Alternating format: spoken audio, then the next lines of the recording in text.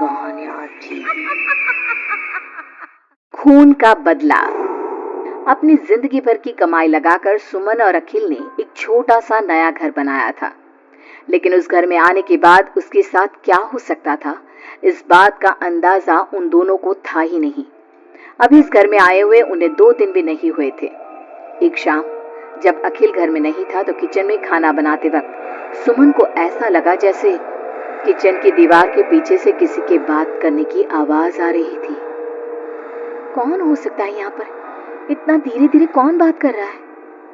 सुमन दीवार से कान लगाकर बात सुनने की कोशिश करती है, लेकिन उसे कुछ सुनाई नहीं देता। तभी अचानक घर की लाइट चली जाती है और दरवाजे पर जोर जोर से दस्तक देने की आवाज आती है। सुमन दरवाजे की तरफ दौड़ कर जाती है, लेकिन दरवाजा खोलने से पहले कोई आवाज उसके कान में धीरे से सुनाई पड़ती है। सुमन, मैं यहाँ तुम्हारे घर में। सुमन जोर से चीखती है और दरवाजा नहीं खोलती। दरवाजे की बजने की आवाज धीरे धीरे तेज होने लगती है। सुमन लड़खड़ाते कदमों से आगे बढ़ती है और झटके के साथ दरवाजा खोलकर अपनी आंखें बंद कर लेती है। तभी अचानक से अखिल की आवाज सुनकर उसे होश आता है। सुमन, क्या हुआ? तुम इतने घबराए हुए क्यों हो? अखिल, वो लाइट चली गई और कोई है इस घर में। अखिल, मुझे बहुत डर लग रहा है। वो किचन की दीवार के पीछे से किसी की आवाज आ रही थी। कैसी बात कर रही हो? तुमने खुद सारे लाइट के स्विच ऑफ किए हुए हैं। देखो, लाइट तो आ रही है। सुमन, तुमने घर में अंधेरा क्यों किया हुआ है? और किसकी आवाजें आ रही थी? चलो चलो, मैं जाकर चेक करता हूँ। नहीं अखिल, मैंने लाइट ऑफ नहीं की। और मैं क्यों लाइट ऑफ करूंगी? ये देखो, ध्यान से देखो, घर के सारे स्विच ऑफ हैं। तुम बिना कमाल करती हो सुमन। तुम्हारी तबीयत तो ठीक है? ये देखकर सुमन और भी ज्यादा डर जाती है कि सच में लाइट के सारे स्विच बंद थे। सुमन समझ नहीं पा रही थी कि ये सब किसने किया होगा।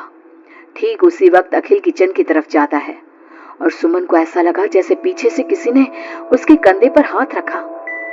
उसने जैसे ही पलट कर देखा, एक साया उसके घर के दरवाजे से बाहर निकलता हुआ नजर आया। अखिल, अखिल यहाँ आओ, देखो कोई तो है। अभी अभी मैंने उसे बाहर जाते हुए देखा है। सुमन, मुझे लगता है कि तुम्हारी तबीयत ठीक नहीं है। अरे, मैंने किचन में भी जाकर देखा। पास वाले घर में जो लोग हैं ना, उनसे बात करने की आवाज आ रही है। एक काम करो, तुम जाकर आराम करो। मैं खाना खुद परोस कर खा लूंगा। ओके? तुम बेडरूम में जाओ। जाओ।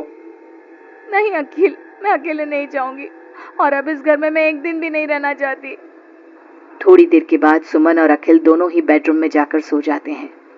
डर की वजह से सुमन को नींद नहीं आ रही थी, लेकिन फिर वो गहरी नींद में सो जाती है और सुबह जब सोकर उठती है तो उसने देखा कि अखिल ऑफिस के लिए तैयार हो गया था।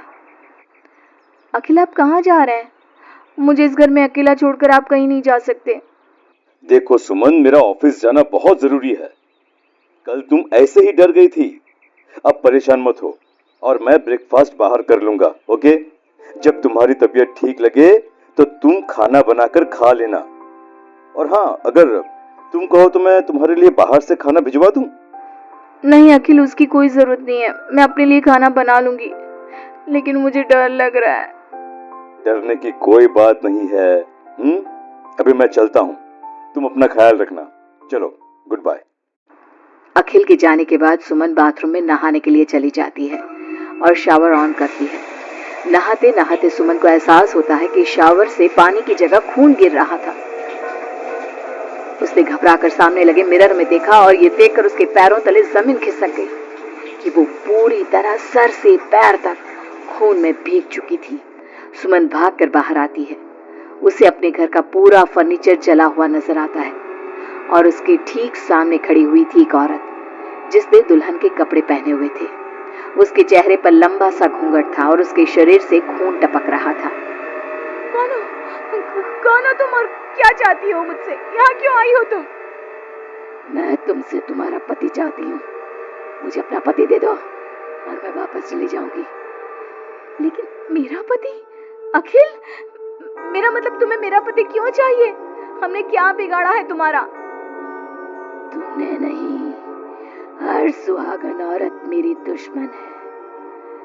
और जब भी मेरी आंखों के सामने कोई औरत अपने पति के साथ नजर आती है तो मैं उसे जिंदा नहीं छोड़ती। लेकिन लेकिन तुम ऐसा क्यों करती हो? और प्लीज मैं तुम्हारे आगे हाथ जोड़ती हूँ, तुम मुझे और अखिल को जाने दो। हम दोनों हमेशा के लिए ये घर छोड़कर चले जाएंगे। अब ऐसा नहीं हो सकता। एक बार जो इस जमीन के आसपास से गुजर जाता है उससे फिर हमेशा के लिए मेरे साथ इस जमीन के नीचे मेरी दुनिया में चलना पड़ता है। और तुमने इस जमीन के ऊपर अपना घर बनाकर अपनी दुनिया बसाने की कोशिश कर ली।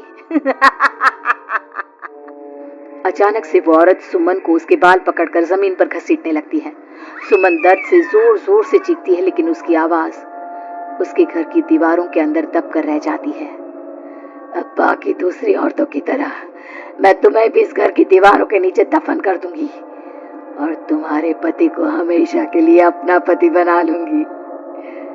जानती हो, मेरी भी शादी हुई थी, लेकिन शादी के ठीक बाद मांग में सिंदूर भरकर मेरे पति ने गला घोटकर मेरी हत्या कर दी और इस जमीन के नीचे मुझे गाड़ दिया। बस तब से मेरी आत्मा यही भटक रही थी।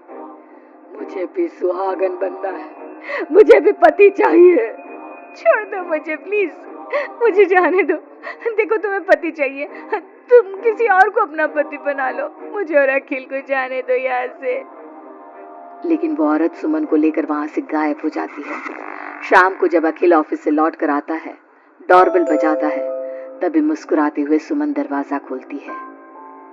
दरअसल सुमन के शरीर के अंदर अब उस औरत की आत्मा थी, लेकिन अखिल का चेहरा देखते ही सुमन के शरीर के अंदर एक हरकत होती है और वो अचानक से नाराज हो जाती है। क्या हुआ सुमन? आज तो ठीक हो ना? तुम्हारी तबीयत भी ठीक लग रही है आज तो। गुड। मुझे नहीं पता था कि तू आने वाला है यहाँ, वरना तो मैं तेरी मौत का सारा इंतजाम करके रखती। क्या हुआ? अब मेरी बात का जवाब नहीं दोगी क्या? नाराज हो मुझसे किसी बात पर? हाँ? ऐसी तो कोई बात नहीं है। जाओ, डाइनिंग टेबल पर तुम्हारा फेवरेट खाना लगा दिया है, जाकर खा लो। हाँ, खुशबू तो बहुत अच्छी आ रही है। वैसे भी सुबह से कुछ खाया नहीं है। थैंक यू यार, मैं जल्दी से जाकर खाना खाता हूँ। ओके? अखिल जैसे ही खाने की कटोरे का ढक्कन हटाता है तो वो हैरान रह जाता है कि वहां पर सुमन का कटा हुआ हाथ था। उसमें पहनी हुई चूड़ियों से वो सुमन के हाथ को पहचान जाता है। खाने की जगह सुमन के शरीर के छोटे छोटे टुकड़े काटकर उस आत्मा ने अखिल के सामने परोस दिए थे। अखिल घबराकर वहां से भागने लगता है। तभी सुमन के शरीर में मौजूद वो आत्मा अपने असली रूप में आकर अखिल के सामने खड़ी हो जाती है। कौन कौन हो तुम और क्या किया तुमने मेरी पत्नी के साथ? इसका मतलब वो ठीक कहती थी कि इस घर में कुछ गलत है। कहाँ है मेरी सुमन?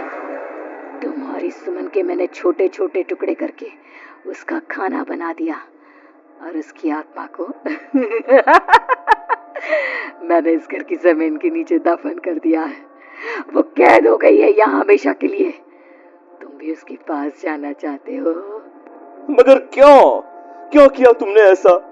क्या दुश्मनी थी तुम्हारी और मेरी पत्नी?